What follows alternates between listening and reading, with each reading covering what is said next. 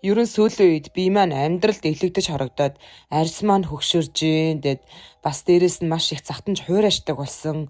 Ер нь гадна талаасаа гоо сайхан талаасаа ч гэсэн ерөн гундуу гандуугаас гадна биеийн эрчөөч эрүүл мэнд тал дээр одоо нарийн шинжилгээ одоо сар болгон өгөөд явахгүй учраас ер нь жоох эрчөөч суларсан тал руугаа одоо амьдралын идэх буурах тал руугаа айгүй хандж гин.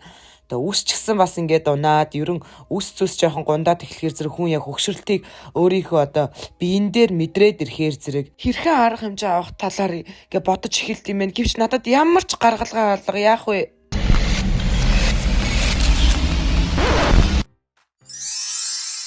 Гэхдээ тэнэг хүнийг тэнгэр ивэнэ гэж үг байдаг да. Би юу алсан гэж? Далайн 9 төрөл болон 5 төрлийн хясаа болон замгийн маш ховор пептид элемент агуулсан эрч хүчийг сэлбэгч цусны хүчил төрөгч ундааг бий оллоо. За энэ бол ерөнхийдөө мөнхийн усал гэсэн үг.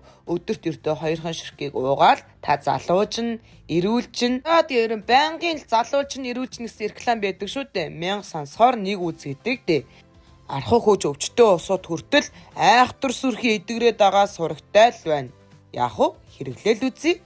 Та ч гэсэн хэрэглээл үз.